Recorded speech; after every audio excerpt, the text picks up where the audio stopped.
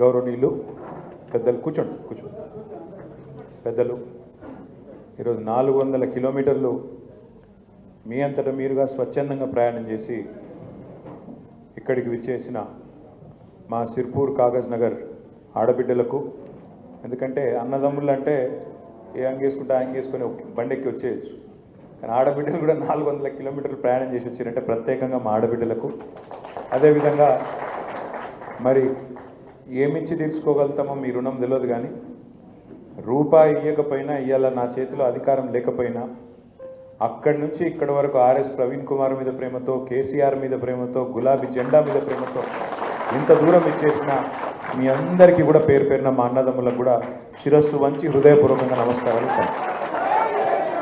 సోదరులు శ్యామరావు గారు, మోయిన్ గారు, సోదరులు ఓదెలు గారు, అదేవిధంగా సోదరి వరలక్ష్మి గారు, తమ్ముడు మనోహర్ గారు మాట్లాడిన మాటలు బహుశా మీ అందరి మాటలు మీ అందరి అభిప్రాయం అని నేను అనుకుంటా ఉన్నా. దాదాపుగా అందరి అభిప్రాయం కూడా ఒకటే అనుకుంటాను.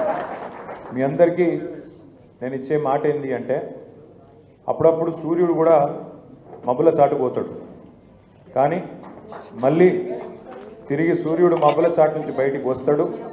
మళ్ళీ ఎప్పట్లాగానే ప్రపంచము, ఈ ప్రపంచంలోని జీవరాశులు ఎప్పట్లాగానే అద్భుతంగా బతికేదానికి మళ్ళీ అవకాశం ఉంటుంది.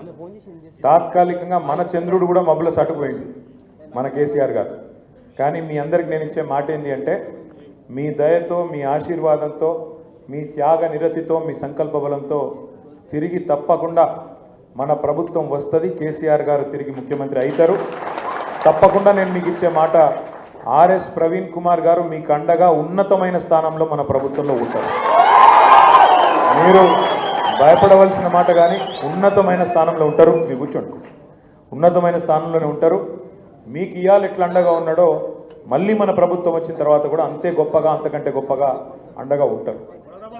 సిర్పూర్ కాగజ్ నగర్తో నాకున్న వ్యక్తిగతమైన అనుబంధం మీ అందరికి కూడా నేను కొంత పంచుకోవాలి. నేను రాజకీయాల్లోకి తెలంగాణ ఉద్యమం ద్వారానే వచ్చిన. ఆనాడు కేసీఆర్ గారు కరీంనగర్ ఉప ఎన్నిక, కరీంనగర్ పార్లమెంటుకు రాజీనామా చేసినప్పుడు 2006లో నేను కూడా నా ఉద్యోగానికి రాజీనామా చేసి సార్కి చెప్పకుండానే పనిచేయడం మొదలుపెట్టిన. ఆ తర్వాత ఒక ఆలోచనతో, ఎందుకు కాగజ్ నగర్లో మనం మొదటి నుంచి ఎంతోమంది ఉన్నారు, అక్కడ నాయకులు ఉన్నారు, కార్యకర్తలు ఉన్నారు, తెలంగాణ కావాలన్న కోరిక ఉంది, కానీ ఎందుకో అక్కడ ఫలితం వస్తలేదు, మనం ఎమ్మెల్యే కొట్టలేకపోతున్నామని చెప్పి 2006 నుంచి 2009 దాకా నేను కూడా కొంత అక్కడ ప్రయత్నం చేసినా. అనుకోకుండా ఆనాడు మిత్రుడు, ఈరోజు మన మధ్యన లేరు, కావేటి సమ్మయ్య గారు మున్సిపల్ చైర్మన్గా ఆనాడు ఉండే, వారి ఇంటికి స్వయంగా నేను వచ్చినారు. నేను వచ్చి 2007-8లో వారిని రిక్వెస్ట్ చేసి ఆహ్వానించి పార్టీలో సమ్మయ్య గారిని చేర్చుకున్న మొదటి రోజే వారికి మాట ఇచ్చి, అన్న మీరు తప్పకుండా భవిష్యత్తులో ఇక్కడ నుంచి శాసనసభకు నిలబడాలి, మీరు గెలవాలని చెప్పి వారి గెలుపు కోసం కూడా పనిచేసి ఆనాడు వారిని శాసనసభ్యుడిగా చేసుకున్న విషయం కూడా మీ అందరికి కూడా తెలుసు. మీ అందరు కూడా ఆనాడు చాలామంది ఇందులో సమానతతో పనిచేసిన వాళ్ళు కూడా అందరు కూడా ఉండవచ్చు. అట్లా వారు మొట్టమొదటిసారి గులాబీ జెండా ఆనాడు 2009లో కదా, 2009లో మొట్టమొదటిసారి రాష్ట్రంలో 10 సీట్లు గెలిచినాం మనం. ఆ 10ట్లో నంబర్ 1 సిర్పూర్ కాగజ్ నగర్ కూడా ఆనాడు గెలిచినాం. సరే, దురదృష్టం 9లో గెలిచినప్పటికీ మరి 14లో ఆనాడు రకరకాల కారణాల చేత తెలంగాణ రాష్ట్రం వచ్చినాక కూడా ఎందుకో కానీ ఓటమి పాలైన.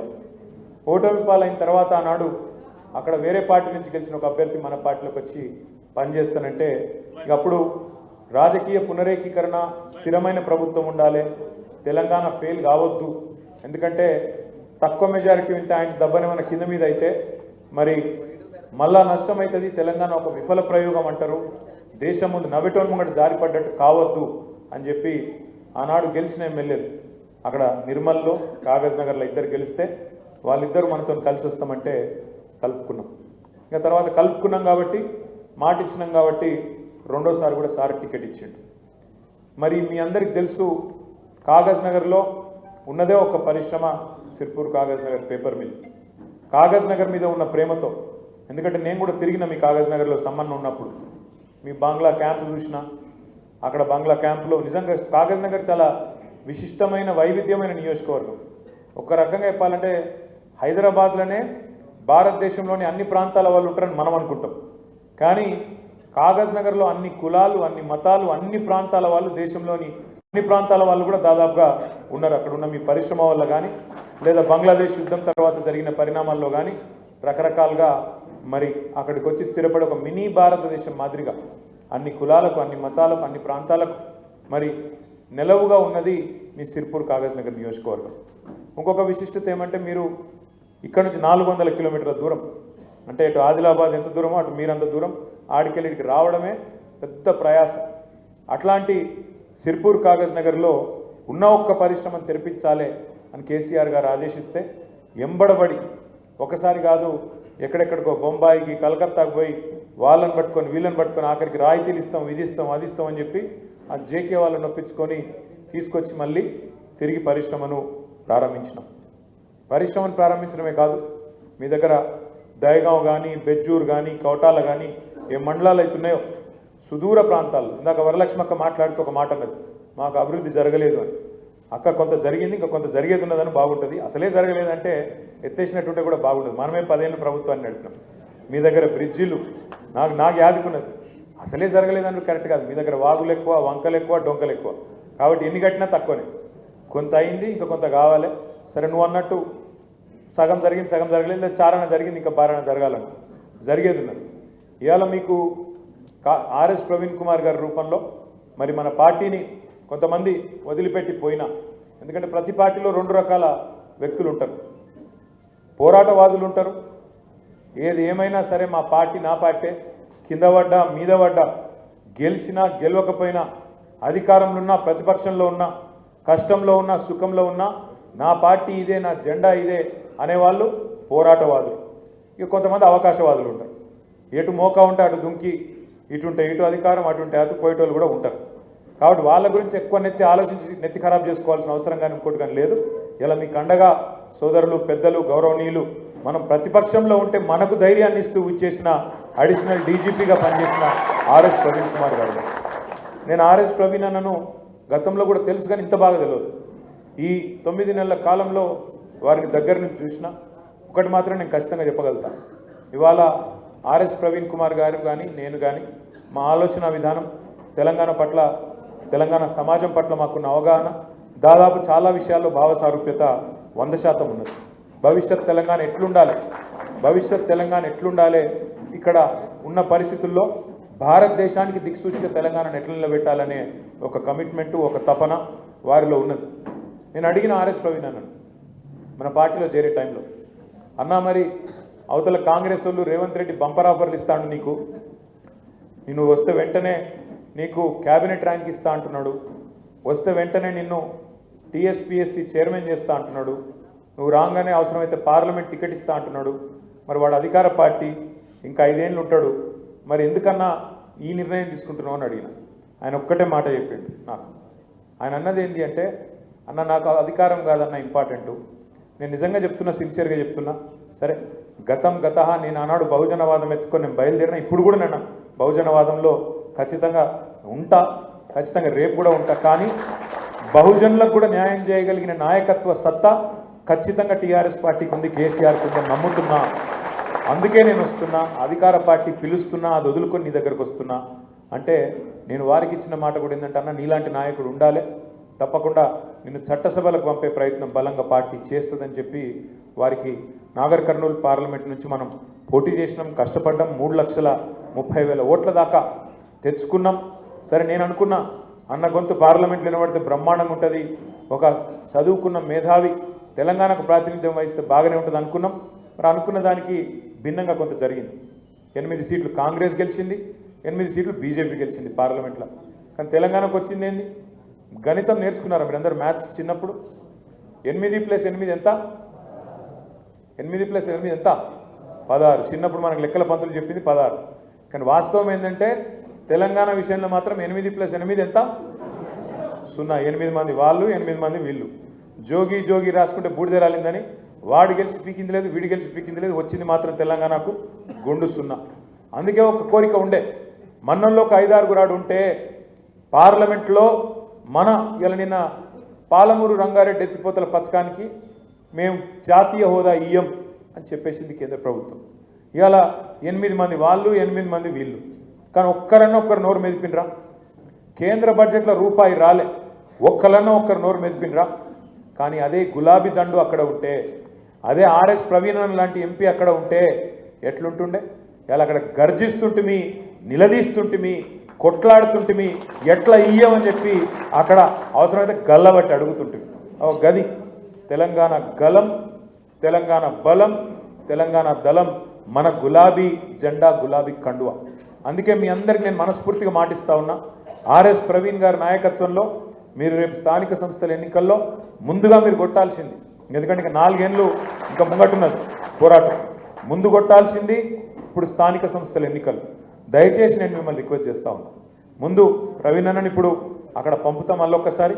ఇక్కడ కూడా మాకు అవసరం, ఎందుకంటే ఎన్నో సందర్భాలలో ఎన్నో విషయాల్లో ఆయన మేధస్సు, ఆయన విజ్ఞానం ఇక్కడ పార్టీ హెడ్ ఆఫీస్లో రాష్ట్ర వ్యాప్తంగా కూడా అవసరం. కాబట్టి వారిని రాష్ట్రమంతటా కూడా మేము తిప్పుతూ ఉన్నాం, వాడుకుంటూ ఉన్నాం. మన గురుకుల బాట అని పెడితే అన్న నేతృత్వంలో, ఎందుకంటే గురుకులాలకు సంబంధించిన సబ్జెక్టు ఆయనకు తెలిసినట్టు ఎవరికి తెలియదు, కేసీఆర్ గారికి ఆయనకు తెలిసినట్టు మాకెవరికి కూడా తెలియదు. కాబట్టి అన్న నేతృత్వంలోనే వాళ్ళ గురుకులాల పరిస్థితి ఇట్లా ఎందుకుంది అని చెప్పి అధ్యయనం చేయండి అన్న అంటే చేసి వెంటనే కేసీఆర్ గారికి ఒక రిపోర్టు, ప్రభుత్వాన్ని నిలదీస్తేందుకు ఒక రిపోర్ట్ ఇస్తే ఆర్ఎస్ ప్రవీణ్ కుమార్ గారు కేసీఆర్ గారి ఆదేశం మేరకు బయలుదేరిండు అనగానే మంత్రులు ఉరికిండ్రు, ఎంపీలు ఉరికిండ్రు, ఎమ్మెల్యేలు ఉరికిండ్రు, ఉరికినట్టు చేసిండ్రు, అడబోయేదో తిన్నట్టు యాక్టింగ్ చేసిండ్రు, కానీ ఏం మారలే. పిల్లల పరిస్థితి నిన్నటికి నిన్న వేల్దండలో ఒక పాప అక్కడ నాగర్ కర్నూలు జిల్లాలో ఆత్మహత్య చేసుకున్నారు. ఇప్పటికీ 56-57 మంది పిల్లలు చచ్చిపోయినరు, 420 మంది రైతులు చచ్చిపోయినరు, 100 మంది ఆటో డ్రైవర్లు చచ్చిపోయినరు, 30 మంది చేనేత కార్మికులు కూడా మృత్యువాత పడ్డారు కాంగ్రెస్ ప్రభుత్వం వచ్చినాక. మీ అందరు నేను కోరేది ఏంటంటే, క్రికెట్ అందరికీ తెలుసు కదా, చూస్తారు కదా, అయితే ఆడతారు లేకపోతే చూస్తారు. గల్లీ క్రికెట్ అందరూ ఆడిన వాళ్ళే ఉంటారు ఇక్కడ దాదాపు. కాగజ్ నగర్ ఫేమస్ కూడా నా క్రికెట్కు. అయితే క్రికెట్లో ఏం చెప్తారంటే, నువ్వు ఎప్పుడైనా సరే క్రికెట్లో నెక్స్ట్ బాల్ ఆడాలి, అవుట్ కావద్దు. నెక్స్ట్ బాల్ ఆడాలి మొదలు. అందులో 6 కొడతావా, 4 కొడతావా, డిఫెన్స్ ఆడతావా, ఒక్క రన్ తీస్తావా, అది నెక్స్ట్. నువ్వు నేను నెక్స్ట్ ఓవర్ ఇట్లా ఆడతా, ఆ పైన ఓవర్ అట్లా ఆడతా అంటే కుదరదు. ఫస్ట్ అవుట్ కాకుండా నెక్స్ట్ బాల్ ఆడాలి, అవుట్ కాకుండా మిగిలాలి, కొడితే 6 కొట్టాలి, లేకపోతే చౌకా కొట్టాలి, రేపు మళ్ళా గట్టిగా చూపెట్టాలి. ఎందుకు చెప్తున్నా అంటే, మీరేమో 4 ఏళ్ల తర్వాత వచ్చే ఎలక్షన్ గురించి మాట్లాడతాను, మరి కాంగ్రెస్ వాళ్ళేమో ఇప్పుడు వెంటనే లోకల్ బాడీ ఎలక్షన్లు, జెడ్పీటీసీ, ఎంపీటీసీ, సర్పంచ్ ఎలక్షన్లు ఇప్పుడు పెడతాను. మీరు ఫస్ట్ నాకు ఇవ్వాల్సిన మాట ఏంటంటే, అన్ని పంచాయతీలు పక్కకు పెట్టి, ఇక్కడ నేనా నువ్వా కాదు, నేను మొదటి నుంచి ఉన్నా, నేను మధ్యలో వచ్చినా, నేను తర్వాత వచ్చినా కాదు, రేపటి రోజున సిర్పూర్లో, బెజ్జూర్లో ఎవరు గెలుస్తారు, కౌటాలలో ఎవరు గెలిచే అవకాశాలు ఎక్కువ ఉంటాయి, దయగామ పరిస్థితి ఏంది, సిర్పూర్ రూరల్ పరిస్థితి, ఇట్లా మొత్తం మండలాల వారీగా ప్రవీణ్ గారి నాయకత్వంలో కూర్చోండి. మీరే మంచిగా బ్రహ్మాండంగా సమిష్టిగా నిర్ణయం తీసుకొని అభ్యర్థులను ఎంపిక చేయండి. పార్టీ మద్దతు కూడా మీకు తప్పకుండా ఉంటుంది. మీరు చేయాల్సిందల్లా మొదలు కొట్టాల్సింది, ఎక్కడ కోల్పోయిందాన్ని అక్కడనే దేవులాడుకోవాలి, ఎక్కడ పోయిందాన్ని ఆడనే దేవులాడుకోవాలి. మీరు రేపు 4-5 జెడ్పీటీసీలు అడగలు వచ్చిర్రనుకో, ఇక మిమ్మల్ని ఇంకోటి అడుగుతాడు ఎవడ, పార్టీ కూడా ఇంకో గీనొత్తారట గాయనొత్తారట అని ఆలోచన చేస్తుందా? అట్లాంటి ఆలోచన రాదు. ఎప్పుడు మీరు ఇక్కడికి వచ్చిన వాళ్ళు, ఇప్పుడు మీరు 400 కిలోమీటర్లు, దగ్గర 200 మంది ఇంత కమిట్మెంట్తో అర్ధరాత్రి బయలుదేరి ఇక్కడికి వచ్చింది. తమ్ముడు మనోహర్ చెప్పిండు, మా భార్య అనేది బండి పోతుంది, నువ్వు ఎక్కువ జల్ది పో అన్నది అని చెప్తున్నాడు. నేనేమంటున్నాను, గంత ప్రేమ, గంత కమిట్మెంట్ ఉన్నప్పుడు మరి పక్కన మన పంచాయతీలు, మన చిన్న ఇవన్నీ పక్కకు పెట్టి ప్రవీణనకే ఇప్పుడు నేను బాధ్యత అప్పచెప్తా. మీరు వెంటనే మీరు అర్జెంటుగా ఈ ఎలక్షన్లో మీ సత్తా మొదలు చూపండి. మళ్ళా కోరుతాం, ప్రజలు చాలా కోపంగా ఉన్నారు, అది కూడా చెప్తున్నా మీకు నేను. ప్రజలు కోపంగా ఉన్నారు, కాంగ్రెస్ ఓడవడన్న ప్రచారానికి వస్తే తన్నటట్టే ఉన్నారు. నిజంగా చెప్తున్నాను, సెక్యూరిటీ లేకుండా రేవంత్ రెడ్డి దొరికినా కూడా తంతారు, గట్టున్నది కదా. నేను ఉత్తగా చెప్తలేను, నేను చూస్తున్నా, నిజంగా చెప్తున్నా. ఆ వీడియోలలో తిట్లు ఏందా నాకు అర్థం కాదు. నేను గిన్ని తిట్లు ఉంటాయని కూడా తెలియదు నాకు. ఇంకోటి అయితే ఆయన బకెట్లో నీళ్ళు పోసుకొని అలా దుంకి చచ్చిపోతుండు. రేవంత్ రెడ్డి కాబట్టి బతుకుతుండు, కానీ ఇంకోటి అయితే ఎప్పుడో చచ్చిపోతుంది తిట్లకు. అరే ఏం తిట్లు అవి, ఏంది అది, తెలుగు భాషలో గిన్ని తిట్లుంటాయని కూడా ఎరకలేదు నాకు. గన్ని రకాలుగా తిడతాను. అది ఎవరు తిట్టేది మళ్ళా? 80 ఏళ్ళోళ్ళు, 90 ఏళ్ళోళ్ళు. నిన్న ఒక మహిళ, నేను ఒకటే అడుగుతున్నా, ఏం అవసరం ఉన్నది ఇంత దుర్మార్గంగా పాలన చేస్తేందుకు? నిన్న ఒక ఊళ్ళో కొడంగల్లో భూములు అంటే ఒక్క ఊళ్ళో 110 ఎకరాలు కావన్నట్ట రేవంత్ రెడ్డికి. ఆ 110 ఎకరాల కోసం 400 మంది పోలీసులు పంపుతావు. 400 మంది ఊళ్ళో ఉన్నది పాపం ఎంతమంది ఉన్నారు వాళ్ళ తాండల, వాళ్ళంతా లంబాడ సోదరులు, లంబాడ ఆడబిడ్డలు. వాళ్ళ మీదకి మొన్ననే పగబట్టి 40 రోజులు జైలుకి పంపిండి 40 మందిని. మళ్ళీ సిగ్గు లేకుండా మళ్ళీ అదే ఊరికి 400 మంది పోలీసులను పంపి ఇది పోలీస్ రాజ్యం అన్నట్టు హుకుమత్ చేస్తూ ఉన్నాడు.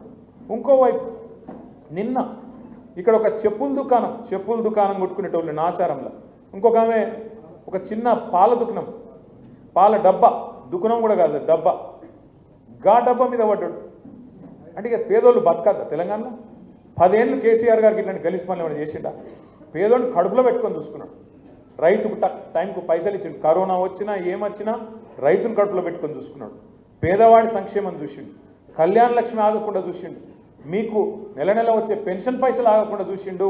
ఇంత బాగా చూసుకుంటే ఈయన ఏం చేసిండు రేవంత్ రెడ్డి? అంతకంటే ఎక్కువ ఇస్తా అని చెప్పిండు. కేసీఆర్ 2000 ఇస్తుండు, నేను 4000 ఇస్తా. కేసీఆర్ రైతు బంధు 10,000 ఇస్తుండు, నేను 15,000 ఇస్తా అన్నాడు.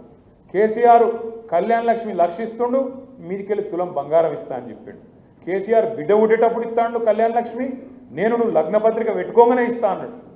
దీన్ని మాటలు చెప్పి ఫ్రీ బస్ అని, అల్లమని, బెల్లమని, రుణమాఫీ అని 420 హామీలు ఇచ్చి ఆఖరికి ఇవాళ అత్యవసర మార్కులతో వచ్చిండు, ముఖ్యమంత్రి అయింది. కానీ ఇవాళ ఏమైందో తెలంగాణ ప్రజలకు సంవత్సరం లోపల అందరికీ అర్థమైంది. కాగజ్ నగర్ కావచ్చు, అలంపూర్ కావచ్చు, ఆదిలాబాద్ కావచ్చు, నారాయణ ఖేడ్ కావచ్చు, కోదాడ కావచ్చు, భద్రాచలం కావచ్చు, నలుమూలల తెలంగాణలో అందరికి ఒక విషయం అర్థమైంది. రేవంత్ రెడ్డి కాంగ్రెస్ ప్రభుత్వం వీళ్ళు మాటల మనుషులే తప్ప చేతల మనుషులు కాదు. అందుకే మీకు ఇవాళ కాగజ్ నగర్లో 3 ఉండొచ్చు కాంగ్రెస్ నాయకులు, 4 ఉండొచ్చు, ఎంతమంది సిపాయిలని ఉండొచ్చు, కానీ ఒక్కడికి కూడా 4 ఓట్లు తీసుకునే పరిస్థితి లేదు. అది మాత్రం పక్క. ఎందుకంటే మంట మీద ఉన్నారు ప్రజలు. ఏడ దొరుకుతారా కాంగ్రెస్ వాళ్ళని? ఇక మీకు బీజేపీ ఎమ్మెల్యే ఉన్నాడు, ఆయన ఇంకా గొప్పగా ఉన్నాడు. అసెంబ్లీలో చూస్తుంటే మాకు ఆశ్చర్యంగా ఉంది ఆయన చూస్తుంటే. తెలంగాణ పోరాటం జరిగి తెలంగాణ పోరాటంలో పిల్లలు చచ్చిపోయి 100 మంది చచ్చిపోయి తెలంగాణ వస్తే మీ ఎమ్మెల్యే ఏమంటాడు తెలుసా? అసెంబ్లీలో మా సిర్పూర్ని తీసుకుపోయి మహారాష్ట్రలో కలుపుకుంటాడు అంట. మీకు ఇంత గొప్పడు దొరికిండు. మీకు చదువుకున్నాడు, డాక్టరు, ఏమైనా మాట్లాడితే కొంత జ్ఞానంతో ప్రజలు ఏమనుకుంటారో సోయితో మాట్లాడనా లేదా? అందుకే గిసొంటోళ్ళు మధ్యలో ఇవాళ కాగజ్ నగర్ నలిగిపోతుంది. మీరు దయచేసి నేను మిమ్మల్ని ప్రార్థించేది, మీ మనోవేదన మొత్తం అర్థమైంది నాకు. మీ మనసులో ఉన్న మాట నాకు అర్థమైంది. నాకు ఏం అర్థం కాకుండా ఉండడానికి ఏం లేదు. కుల్లా సాఫ్ చెప్పింది మీరు. ఇంక ఫలానా ఆయన ఇట్లున్నాడు, ఇంతకుముందు మమ్మల్ని ఇంత సతాయించుండు, అంతా మొత్తం నా నెత్తికెక్కింది, నాకు అర్థం కాలేదని మీరు అనుకోకూడదు. కాకపోతే నాకు ఒక బాస్ ఉన్నాడు కదా సార్కు నేను మొత్తం చెప్పాలి. చెప్పిట్లా మనోళ్ళు 400 కిలోమీటర్కి వెళ్ళి వచ్చిర్రు, ఇంత చెప్పిర్రు డీటెయిల్గా. మా వరలక్ష్మక్క కూడా చెప్పింది, ఇవన్నీ చెప్పి నేను మీ అందరికీ రిక్వెస్ట్ చేసేది మళ్ళీ ఒకటి. ఇవాళ రాజకీయాల్లో మనం గుర్తుపెట్టుకోవాల్సింది ఒకటే, ప్రజాసేవ చేయాలనే కాంక్షతోని ఒక్కొక్కరం ఇవాళ ఒక్కొక్క పార్టీలో చేరినాక కాకపోతే ప్రజలు దయదలిస్తే, ప్రజలు అవకాశం ఇస్తే తప్పకుండా ప్రజలకు సేవ చేసే భాగ్యం మనకు దక్కుతుంది.